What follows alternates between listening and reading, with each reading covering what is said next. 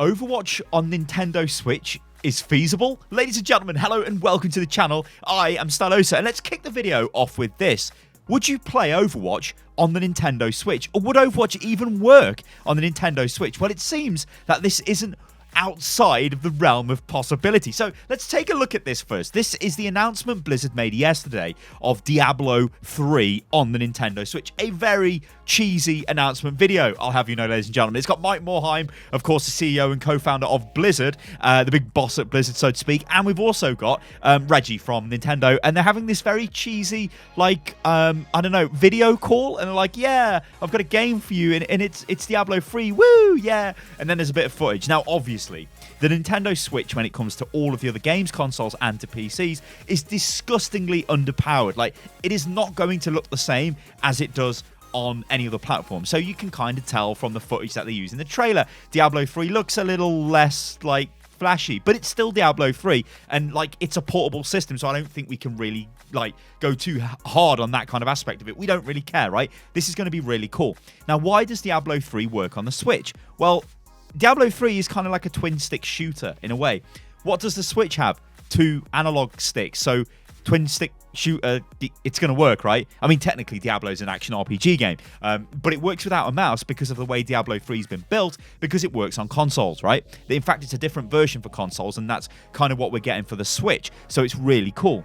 Now, the big question here is Overwatch something which could also work on the Nintendo Switch? Now, in the past, Blizzard have said, no, we're not looking at the Nintendo Switch, or it's not powerful enough to run our games on, you know, and all of this. So obviously they're going back on that. So there was actually a really interesting interview which was conducted with Pete Stillwell, who's one of the senior producers working with the Nintendo Switch and the Diablo 3 team from Blizzard. And this is what he says. Anything is within the realm of possibility. Our team was given the task to work on this. If Team 4, now of course that's the Overwatch team, pick up that endeavor, then that's on them. As of right now, Diablo is our only focus on Switch. And then he was also asked, does he think that Overwatch would even run on Switch? And he says, yes, it's feasible. Now, what we've got to remember here is, yes, it's feasible doesn't mean, yes, we're going to absolutely do it. Feasible just means it's possible. Now, Overwatch is an FPS game. Look at the FPS games that are out on Switch anyway. You've got, like, Doom. I was going to say Frankenstein. That's not right. Wolfenstein, right? They're on the Switch. They are big, massive AAA shooters. They're, like, ridiculous quality. They work surprisingly well on the Switch, but they look nowhere near as good as their normal counterparts on the PC or the games consoles, and that's because of the power issue. But I'll tell you something, they are fun as hell to play. In fact, Wolfenstein is really fun on the Switch. But anyway, I digress, ladies and gentlemen. So it could work, but it wouldn't be the Overwatch that we're used to. It would look worse, but would that matter? So there are a couple of other issues with Overwatch on the Nintendo Switch. Overwatch is an online-only game. You cannot play this offline. Now, you're probably saying, well, Sty, Diablo's the same, right? No. There's actually a different version of Diablo for the Switch where you can play it offline. So you can play the campaign on your own. You can do, like, rifts and whatever on your own. That's going to be so cool, right? Overwatch, you cannot do that because you have to play against other people.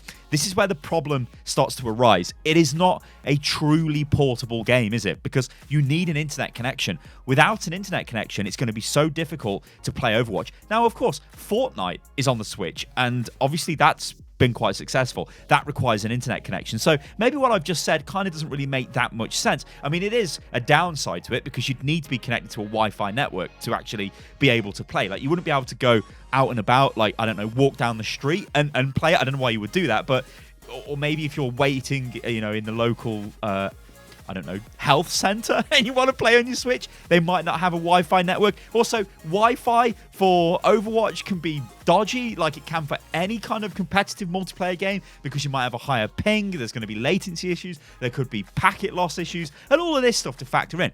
The fact is, though, Overwatch could work on the Switch. It would work because it's an FPS game. We know FPS games work on the Switch, so hey, it's got that box ticked.